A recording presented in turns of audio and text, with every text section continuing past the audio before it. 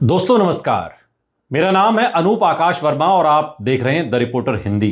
तमिलनाडु की विजय सरकार को लेकर तमिलनाडु की राजनीति में इस समय जो हलचल दिखाई दे रही है वो केवल कैबिनेट विस्तार या कुछ नेताओं के मंत्री बनने तक सीमित नहीं है, बल्कि ये राज्य की पूरी राजनीतिक संरचना में संभावित बदलाव का संकेत मानी जा रही है। टीवी की सरकार बनने के बाद से ही ये चर्चा तेज थी कि विजय सरकार एक क्षेत्रीय दल की तरह राजनीति नहीं करना चाहती, बल्कि वो तमिलनाडु में एक व्यापक एंटी डीएमके और संवैधानिक गठबंधन खड़ा करने की रणनीति पर काम कर रही है। मंत्री आधव अर्जुन का ये बयान कि टीवी के सरकार कांग्रेस, वामपंथी दलों, आईयूएमएल और यहां तक कि एआईएडीएमके के असंतुष्ट गुटों के लिए भी दरवाजे खुले रखना चाहती है, इस रणनीति को सार्वजनिक रूप से सामने लाता है।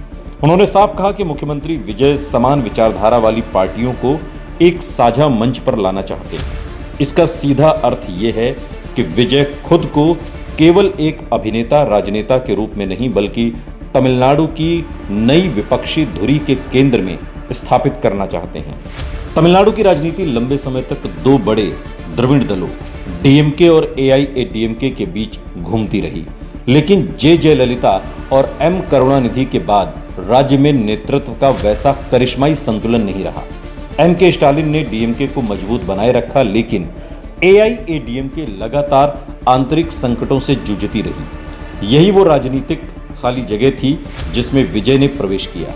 फिल्मी लोकप्रियता, युवा समर्थन और anti corruption plus social justice वाली भाषा के जरिए विजय ने खुद को वैकल्पिक शक्ति के रूप में पेश किया। अब जब उनकी सरकार सत्ता में है तो वो स्पष्ट रूप से ऐसा गठबंधन बनाना चाहते हैं जो केवल चुनावी न होकर वैचारिक और सामाजिक स्तर पर भी व्यापक दिखे। विजय सरकार में मंत्री आधव अर्जुन टी थिरुवल्लवन को सरकार में शामिल होने का न्योता देना बेहद महत्वपूर्ण राजनीतिक संकेत है। वीसी कटची लंबे समय से दलित राजनीति का बड़ा चेहरा रही हैं और उनका डीएमके गठबंधन में महत्वपूर्ण स्थान रहा है। यदि टीवी के वीसीके को अपने साथ लाने में सफल होती है तो ये डीएमके के सामाजिक गठबंधन में सीधी सेंध मानी जाएगी। इसी तरह कांग्रेस और वामपंथी दलों को प्रतिनिधित्व देने की बात करके विजय खुद को संविधान बचाओ राजनीति के दक्षिण भारतीय चेहरे के रूप में स्थापित करना चाहते हैं। ये रणनीति राष्ट्रीय स्तर पर राहुल गांधी की सामाजिक न्याय और संवैधानिक राजनीति से मेल खाती दिखाई देती है। विजय ये संदेश देना चाहते हैं कि उनकी राजनीति केवल स्टार पावर पर आधारित नहीं, बल्कि वैचारिक रूप से बीजेपी और डीएमके दोनों से अलग है। अब सबसे बड़ा सवाल एआईएडीएमके को लेकर है। आधव अर्जुन ने कहा है कि सीवी षणमुगम के नेतृत्व वाला गुट मंत्री पद या सत्ता के लिए नहीं, बल्कि एमजी रामचंद्रन और जयललिता की विरासत को बचाने के लिए सक्रिय है। ये बयान महत्वपूर्ण इसलिए है क्योंकि एआईएडीएमके के भीतर बढ़ते असंतोष की ओर संकेत करता है। यदि एआईएडीएमके का कोई बड़ा हिस्सा टीवीके के करीब आता है तो इसका अर्थ होगा कि तमिलनाडु की पारंपरिक द्रविड़ राजनीति पुनर्गठित हो रही है। हालांकि अभी भी एआईएडीएमके औपचारिक रूप से विजय सरकार में शामिल नहीं हुई है। ये अपने आप में एक बड़ा संकेत है। इसका मतलब ये हो सकता है कि एआईएडीएमके पूरी तरह अपनी स्वतंत्र पहचान खत्म नहीं करना चाहती। पार्टी के कई नेता जानते हैं कि यदि वो सीधे टीवी के सरकार में शामिल हो जाते हैं तो एआईएडीएमके का मूल वोट बैंक टीवीके में विलीन हो सकता है। इसलिए फिलहाल मित्रवत दूरी की रणनीति अपनाई जा रही है। विजय भी एआईएडीएमके को पूरी तरह खत्म करने के बजाय उसके असंतुष्ट गुटों को अपने साथ जोड़कर धीरे धीरे राजनीतिक विस्तार करना चाहते हैं। आगामी लोकसभा चुनावों के संदर्भ में नया समीकरण बेहद दिलचस्प हो सकता है। तमिलनाडु की कुल 39 लोकसभा सीटें हमेशा राष्ट्रीय राजनीति में महत्वपूर्ण रही हैं। यदि टीवीके, कांग्रेस, वामपंथी दलों, वीसीके और एआईएडीएमके के कुछ बागी नेताओं का साझा मंच बनता है तो ये डीएमके के लिए बड़ी चुनौती खड़ी कर सकता है।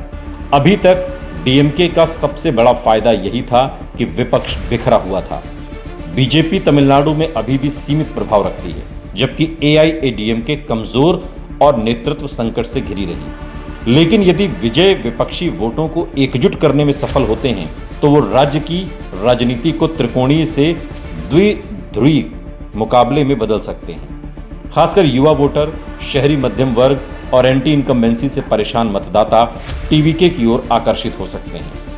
एमके स्टालिन का यह दावा कि विजय सरकार कभी भी गिर सकती है, ये भी इसी राजनीतिक अस्थिरता की ओर इशारा करता है। डीएमके ये नैरेटिव बनाना चाहती है कि टीवीके सरकार स्थायी नहीं है और केवल गठबंधन के सहारे चल रही है। स्टालिन जानते हैं कि यदि विजय अपने गठबंधन को स्थिर और व्यापक बना लेते हैं तो डीएमके के लिए भविष्य में सत्ता बचाना कठिन हो सकता है। इसलिए डीएमके लगातार ये दिखाने की कोशिश कर रही है कि टीवीके सरकार अंदर से कमजोर है, उसके सहयोगी असंतुष्ट हैं और एआईएडीएमके का समर्थन भरोसेमंद नहीं है। लेकिन दूसरी ओर विजय इस अस्थिरता को समावेशी राजनीति के रूप में पेश कर रहे हैं। वो ये संदेश देना चाहते हैं कि उनकी सरकार तमिलनाडु की सभी लोकतांत्रिक और द्रविड़ शक्तियों को साथ लेकर चलना चाहती है। राजनीतिक दृष्टि से देखें तो विजय की सबसे बड़ी ताकत उनकी नई छवि है। वो अभी भी पारंपरिक राजनीतिक भ्रष्टाचार या पुराने द्रविड़ दलों की थकान से जुड़े नहीं हैं। उनकी फिल्मी लोकप्रियता और सोशल मीडिया अपील युवाओं में मजबूत है, लेकिन यही उनकी सबसे बड़ी चुनौती भी है। उन्हें अब केवल स्टार नहीं बल्कि प्रशासनिक नेता साबित करना होगा।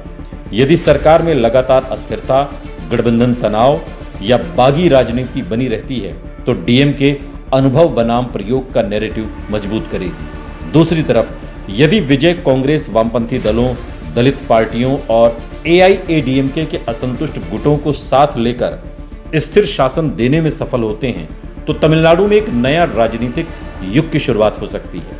कुल मिलाकर तमिलनाडु की राजनीति इस समय संक्रमण के दौर में दिखाई दे रही है। डीएमके बनाम एआईएडीएमके का पारंपरिक ढांचा टूट रहा है और उसकी जगह टीवीके केंद्रित नई राजनीति उभर रही है। विजय की कोशिश केवल सत्ता में बने रहने की नहीं, बल्कि तमिलनाडु में एक व्यापक वैकल्पिक गठबंधन खड़ा करने की है जो 2029 में करिश्मा दिखा सके। यदि यह प्रयोग सफल होता है तो इसका असर केवल राज्य तक सीमित नहीं रहेगा, बल्कि राष्ट्रीय विपक्षी राजनीति पर भी पड़ेगा। यही वजह है कि कांग्रेस, वामपंथी दल, वीसीके और एआईएडीएमके के असंतुष्ट गुटों की गतिविधियों को अब केवल क्षेत्रीय घटनाक्रम नहीं बल्कि दक्षिण भारत की नई राजनीतिक पुनर्संरचना के रूप में देखा जा रहा है।